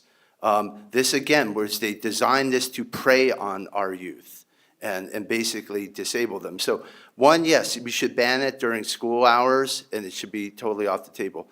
But two, I think we have to use increased enforcement methods in the FTC to break up some of these massive high-tech oligarch companies. And that's what I really would like to see President Trump go, and I'll be a champion for that. I will be a champion, a trust buster, going after these big companies because they have way too much market share. And it's important, now they're moving out with the data centers. I'm very leery about the data centers. As someone who likes air conditioning and energy, we are going to have brownouts, folks. And you all saw your electric bills in February after the the bomb cyclone thing, right? Imagine what's coming, okay? These things are sucking up the water. They're going to suck up the electricity. They have to be metered. They have to be rolled out in a way where they're self-supportive, and we're not there yet. So I want the energy commitment before they go. All this kind of hysteria that we're going to lose to China or lose this battle, that's how they get it done quickly. I was just up in out in the Low Country outside of Florence. They put in a data center in the middle of the night. During that bomb cyclone, they had a public hearing, and the next thing you know, they're putting a center on 600 acres right in the town center. So this is the sort of thing that we really have to control, and big tech needs somebody going after them, and that's what I'm going to be, someone who uses this perch. Lindsey Graham, we know, will always fall in line with whoever is stuffing money in his pocket. And big tech is the one, sadly, with the money to stuff in the pocket right now. So, Thank you. I'm going to stay with you for this question as well. All right. Judicial reform has been a big priority in South Carolina. It is also something that's of concern at the federal level. What specific changes, such as term limits, ethics rules, or jurisdictional reforms, would you push for at the federal level? well, this is my wheelhouse. I joked that I went to MIT and then took a wrong turn and went to law school. But we're lawmakers here. Granted, yes, business is important, and we run our own small business, right? My wife has an international business. She trained Natalie Portman for Black Swan. We sell in 130 countries a workout. She's a tech guru, but she's also one of the leading faces of bar fitness worldwide. But this in law, this is where Lindsey really falls down on the job. Like I told you, he put those, not only the worst of the Democrats, these massive abortionists on the Supreme Court. He's also allowed all the federal judiciary to fester. And yeah, I mean, I'll put aside what we're doing here on the state level. We need to, one, start impeaching these federal judges, okay? That's the accountability mechanism in the Supreme Court. They are acting extrajudicially. They are outside of the Constitution, ultra vires. Two, we need somebody who's actually going to put judges there who believe like we do, who respect the law. I was twice elected the president of the Federalist Society at the University of Virginia, okay? That's like the top in terms of conservative law schools. But we are vastly outnumbered, folks. That's the bad news I have to tell you. Of these big schools, 85, 95%, 90% come out liberal. And so we are systematically always losing the battle. That's what's so important to bring this next generation. Clear the Chinese out of the grad schools, clear them out of the medical schools, but also with the law schools. We need to get committed conservatives back in training in the law, and that's imperative. Lindsey Graham is the worst judiciary chairman. He did nothing, okay? He is a guy who set Trump up to fail. Not only did he not vote for Trump, remember, he famously voted for Evan McMuffin, or whatever the guy was, CIA stooge. Then when he got to Washington in 2017, he told McCain to give that dossier over to the FBI. He systematically tried to take the president down for the first 2 years, and now he clings to him like he's President Trump's best friend. We've seen this play before, guys. We cannot let it happen again. He's a guy who, when the going got tough, he said, I'm done with Trump, count me out. And this is a guy who went on to say, you should have shot those J6 protesters in the head. Okay, this guy is a maniac, people. He's a sociopath. He came here, he only comes here to ask to send our sons and daughters to foreign war. That's the only time he deigns to visit us in South Carolina, and it has to stop. And it starts by having somebody who can take over that Judiciary Committee assignment and use it for the people, put us back in the bench, and get these bad actors, these radical leftists, off the judiciary. Thank you. So President Trump is a successful businessman, and he's done pretty well, hadn't he? Right? When we did a poll in May with Rasmussen poll in South Carolina, 60% of South Carolinians said they preferred a successful businessman over an attorney or a career politician. I signed the United States Term Limits Pledge. I hate I have to do that. Our forefathers, they would leave the family, the farm, and go serve a term or two and do it sacrificially. It wasn't a career, it wasn't for corrupt money, and then they came back home. But right now, I hate it, but I have to sign the United States Term Limits Pledge because we have open primaries in South Carolina. The Democrats can cross over and vote for Lindsey Graham again, and with all the different angles of the corrupt electoral system we have in this country, we can't get election integrity finished. We got to have term limits. So I've signed up for that. That means I won't run for more than 2 6-year terms. House in Congress runs for 3 2-year terms, so I'm for that. In South Carolina, with the judges, they're appointed by our state senators. And we all remember the lady's name, Federico, her last name. She was brutally beaten up and raped and killed in her apartment by a judge that allowed her criminal killer to get out of prison again. It's catch and release, and he knew that criminal's past record. He had 39 arrests, 25 were felonies. Why is that guy out on the street? But this judge had a bad record, and our state senators appointed him. And so it's a long trail of stuff that needs to be fixed. We need to elect judges in South Carolina, not have our state senators appoint them.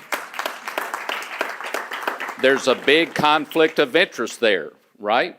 These judges never lose cases by appointing judges, and it's all a good old boy system in Columbia. It's known as the crookedest state house in America, Crooked Columbia, and we've got a lot of work to do in Columbia too. At the federal level, we have judges that Biden and Obama appointed that we're still dealing with, a judge that would dare tell our national security people to turn a plane around and bring it back that is loaded up with illegal terrorists we've captured and sending them back to their countries. We need to go kick that judge's door in and arrest him because that's treason. I'm sorry, that's a treasonous act. So I'm for enforcing the rule of law again, and if the people we have in authority that have the badge, that are the attorney general, that are the sheriff, that are the judge, are not doing their job, they're not above the law, they get arrested too. And if we don't have the FBI, we need somebody, because Lindsey Graham talked about that when he was getting embarrassed about the Epstein files and all this stuff, and he said, how dare you investigate and subpoena the phone records of a U.S. senator? Really? Right. Yeah, you're not above the law.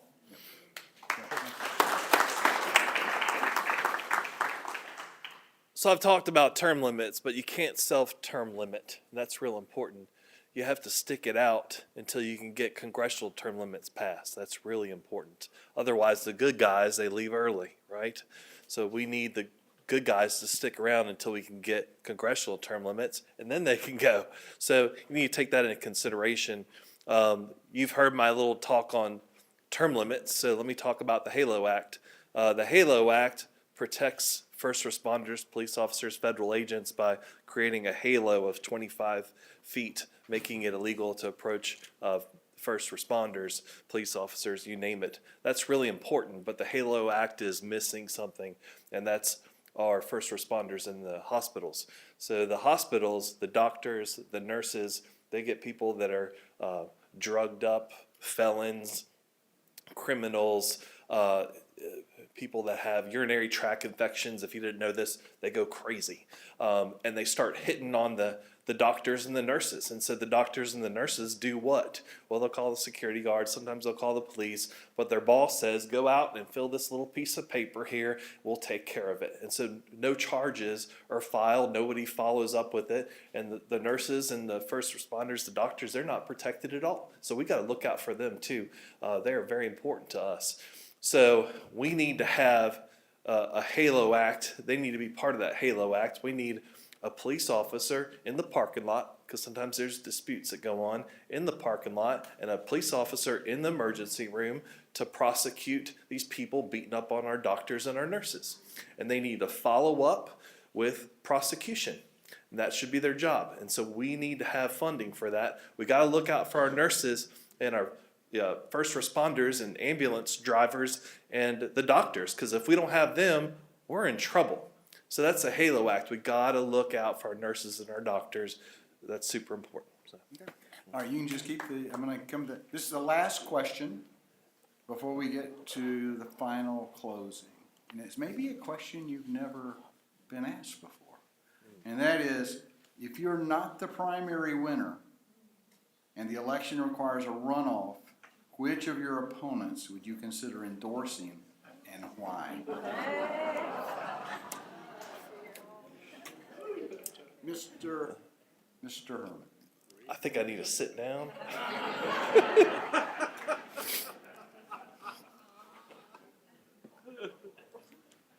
Which one?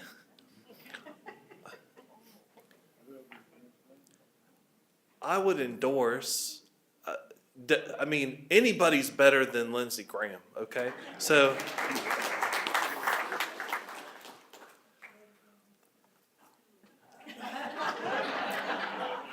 if you see my Facebook, you know this is really difficult for me. So am I allowed to choose a candidate? It's not here? No, I'm kidding. So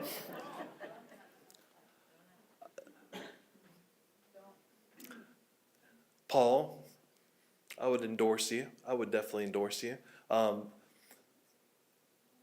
Even though you've only been here for 2 to 9 years, I don't know. You have a little bit of experience in federal government. I hear some talking back there. I want to hear what you're saying. So it's a tough decision because I'm a small business owner too. And so Mark's a small business owner. He's been doing it for life. I've been doing it for 26 years in Myrtle Beach. So, I mean, you know what that is? That's a definition of a dilemma. That's what it is. Because you got two great guys up here, and we may have some differences, but they've got some great knowledge. So, am I allowed to endorse myself? I mean, No. Okay, well, thank you. All right, thanks. Pass it on to whoever else. Mark? Well, I don't plan on endorsing anybody but myself. The polls are out. Lindsay's at 41%. I'm at 21%. I'm in second. If we had a vote today, there would be a runoff, if not a landslide for me. And an informed ballot, the poll says that I'm at 43, I think it is. No, excuse me. I think I'm at 33 and Lindsay's at 21%. That's what it is. So I think the tide's turning, y'all. We're going to have a great year in our 250th birthday of America, and we're going to bring back true conservative people that have backbone and fighters in Congress again. And, you know, I speak from facts. And if I don't win, who would I endorse? I don't know you. You just jumped in a couple of weeks ago. And I have to say this, that we have to look at voters and look at the truth. And Paul was not the lead architect of Project 2025. Russell Vaught was. And that's a fact. You can look it up yourself. He was fired from Heritage because he was dismissive and hard to work with. So I can't endorse that, and he's an attorney, and we have too many attorneys in politics, and the people say they don't want another attorney. And if we work for the people, we need to do what they desire. So, I would look at you and whoever this other guy, jumped in.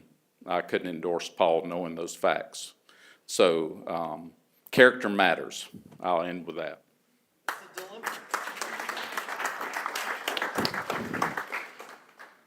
Let me be perfectly clear. I'm here for one reason, to get Lindsey Graham out of Washington. And, you know, respectfully, I will endorse whoever gets in the runoff with Lindsey Graham. I've even said I would endorse this gentleman right here. I said it. Now, what you said was telling. You're not here to beat Lindsey Graham. You're here to beat Paul Dans. And let's talk about a couple things to get the record straight. You know, you wear a cross on your lapel here, but the Ninth Commandment tells us not to bear false witness with our neighbor. Mr. Lynch here has propagated this idea that I'm not from here, that my wife and family are a myth. Okay, we have lived in this state going on 10 years. Fort Mill, he knows that. Anybody who does the public records check can see our house, our kids went to school. You know, but he goes on Charlie Kirk and says, Paul Dans has never lived in South Carolina. So this is all imaginary. My wife and kids, our house in Charleston. No, I went every week up to Washington. I pulled myself out at 4 a.m. to go work in the trenches. This is not fantasy football, sir. I'm an actual person who has been a Pro Bowler. I have taken hits in the NFL. You don't know the first thing about Project 2025? Yes, I am the architect. I hired Russ Vogt, okay? You don't know Russ Vogt. So stop, please, okay? And yes, you would know if you asked Russ Vogt who hired him. I devised all 4 pillars, and I hired Russ to do one of them, pillar 4. So this is not helpful, you know, to have somebody who wants to be a U.S. Senator and is actually lying to our citizenry on facts that are very discernible. So I would ask you to re-examine that and end it. And this in the old days is regrettable because we would have just taken it outside. But this is, this is the sort of thing that we cannot send another misinformation guy to Washington. This is about generational change, folks. The people who are going to decide this election may not even be in this room. They're the youth. They're the people. I'm the one putting forward the plan. I have actually been in the trenches and fought this. You can say, I want to go to Washington and end the school. You can say that. But when you don't even know who the Cato Institute is, that there are open borders, that you're going to be owned by those people. They're going to walk you in one day and say, look, you are cutting Social Security, and you are going to stand down when we say we're not going to deport everyone. This is what the pressure game is. It's not easy in Washington. So character absolutely does matter. And I am someone, I did not play around and I actually have top secret SCI clearance from the FBI, from the CIA and FBI. So my background is totally vetted. And thank you. All right, thank you all. Now, we've got closing, and I think, who did we opened with did we open with Mr. Herman? You open? Okay, anybody want to volunteer to go first, or? You go first to close, okay, go ahead. That's the democratic way. You know. That's a tough question that you have here, Tess. All right. That was a really good question. That was a difficult question. Before we advance to another question, shouldn't he have the ability to reply to his? I think he attacked me, and so I should get extra time to respond to his attack and then also answer the question. Well, now we're now in the close. We're in a closing. We each got 4 minutes to close. Okay. Go ahead. Are you sure? Yeah. Okay. All right. So, look, I'm not going to rephrase everything and talk about my platform. Let's end on a lighter note on something that I think that should be addressed. And it's our time, and our time is very valuable. So thank you very much for coming out. If you guys have ideas, and ladies have ideas on things that need to be addressed, feel free to reach out to me on Facebook. I'd appreciate it.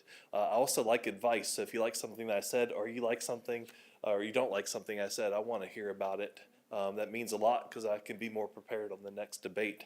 One of the things with time that I think about is my cell phone goes nuts with telemarketing calls. And I've talked about it on Facebook. It just drives me nuts. And so I think we need to go after the telecom communication companies like Verizon or AT&T or whoever they use or you use. I'm getting 50 to 100 calls a day. I mean, this is ridiculous. We need to pass a law. We need legislature that will charge back the cell phone companies $1 per call every time you get called, and it needs to be applied to your cell phone bill. Look, and this is serious. I've put it out there, and it's on my Facebook. Just look it up. So there's a picture of me, and there's like a garage with a whole bunch of telemarketing guys in the garage in another country. So, and I mean it too. We really need to take care of this problem. Think about it, 50 calls, 100 calls a day. Your time, look, the older we get, our time is really valuable, right? So we need to address that. They have the technology out there to get rid of the spoof calls, but your cell phone company like Verizon wants to sell you an extra app or two, get some more money so you can block some more calls, right? I mean, that doesn't make sense. So they have the technology to block those calls, those spoofed calls. We got to figure, and I'm all right with the political calls, but everything else, we've got to figure it out. So I don't like it at all. So check out my website, votepat.us. I'm on Facebook. I'm on Twitter. I'd like some more followers on Twitter. I've got a lot on Facebook, and I need your help. I need your voice. That's real important to me. That's it. So, Thank you. Thank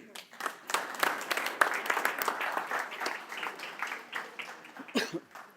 So I'm Mark Lynch, and I've worked hard all my life. And when I take on something, I'm committed to it. When I met with Roger Stone down in Florida at the beginning of this race, and I answered the call because people have known me and all the political work we've done since 2014, people see how I execute and how we get stuff done, and it makes a difference. And we're effective, just like we are in our business fighting giant corporations, globalist corporations that during COVID we had to fight the police and OSHA and DHEC. And we stayed open, and we didn't wear masks, and nobody got vaccinated, and we had some of the biggest years we've ever had. That's who I am. I'm a fighter, and I've run a business. And in a business, I know who the owner is. It's God. And, I'm not attacking Paul. I'm just bringing facts out because whoever goes to this high office position, we need to know all the facts. These are just facts. We have the articles outside if you want them. It's not me. I check out who the competition is. I know who my competitors are, and I know when they're telling the truth or not. And character does matter. Every decision I make will come through the filter of God's word. It's got to get through that first. And I wear this cross with pride and with humility because I know who my Lord and Savior is, and I can't do anything without him. This is his campaign. He's the owner of Lynch for Senate. And that's probably why we're doing great, because God knows how to run a great campaign. And God first is what we'll bring back into this country, and that making America great again will just happen. So I'm all about that, and I'm about fighting enemies, and I'm talking about stuff nobody talks about. What I talk about will get you killed. It's serious business. But I'm not afraid of any man or any government or any other military institute. We've got time. We're out of time in America. We're one vote away from losing this great country.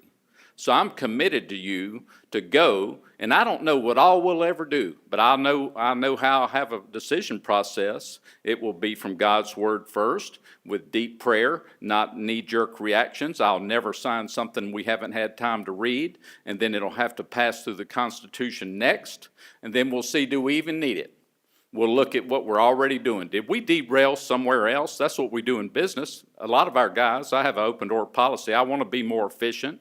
I've never created a Doge committee. We balance our cash register every day. And when we don't have money, we don't keep spending. That's common sense business.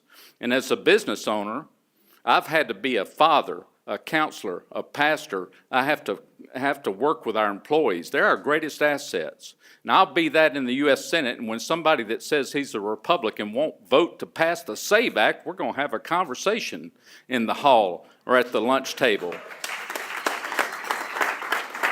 He needs to change his party affiliation. We belong to a multi-billion-dollar buying group in our industry with 3,000 dealers in it. We belong to the division called the Brand Builders that is the largest 80 dealers in the country. And when people are too afraid to speak up about a topic in the room, with a manufacturer hosing us and favoring the big box stores again that we have to fight every day that have 3,000 locations and we have one, they bring the microphone to me. And they say, you have to lead it off because nobody will talk about it. They're afraid they'll lose their programs or whatever. We're fighting to not lose our programs. And I've done that for 40 years of my life. And I have the track record and the fruit in my life with my marriage and our employees and everything we do and working in counseling and ministries all my life, spreading the gospel of Jesus all over the world. It's time. I'll do that for you as your representative of South Carolina in D.C. Thank you.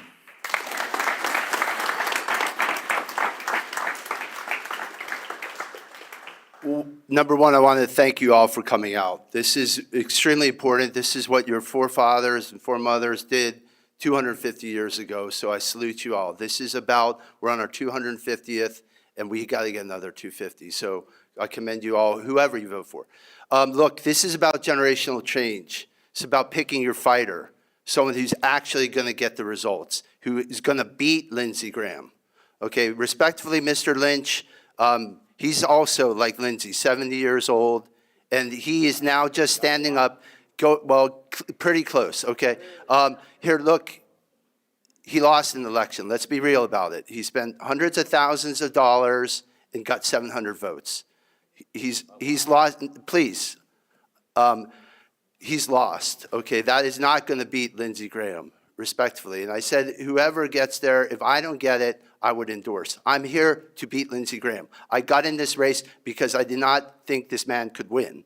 But somebody has to win, and that's why I put things down. Now, look, I've told a vision for South Carolina. I'm the only one who's actually told you what we want to do for 21st century, a healthy South Carolina. We're going to go back to the land. We're going to get our farms working again. We're going to put our money back here at home. We're going to get peace. We're going to live in the fruit and work in God's light. That's my plan, and I live it. All right, I have 5 kids. I have a beautiful wife. I didn't need to do this, but I had to do this.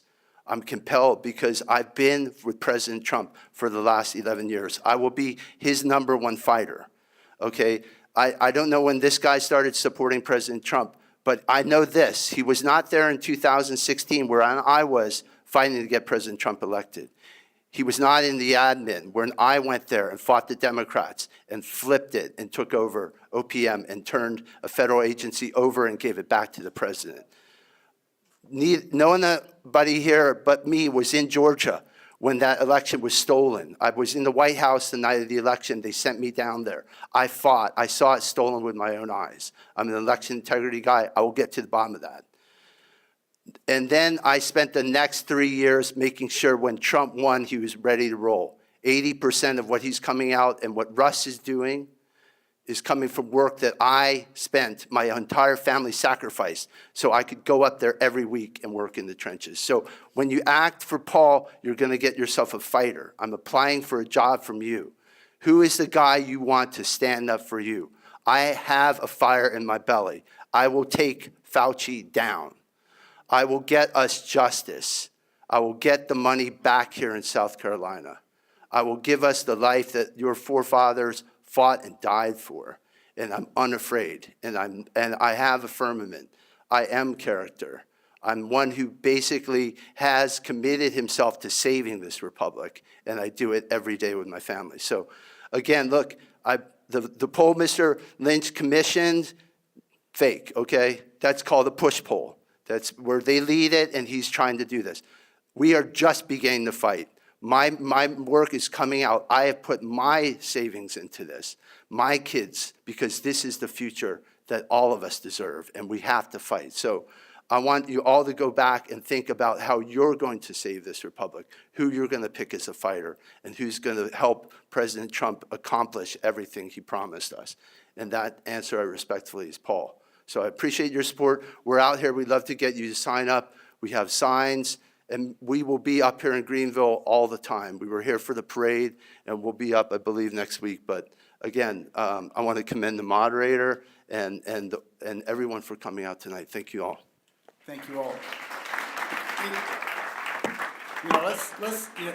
Most of you don't realize this, but how difficult it is to be a candidate for office. How much work goes into it, how much personal sacrifice there is.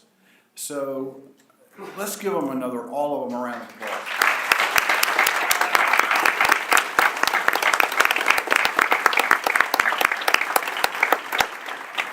The other thing is, you guys have been a great audience tonight. Thank you all so much for being here and for doing this. I also want to thank the Greenville County Freedom Coalition. Great job of everything you put on, so thank you.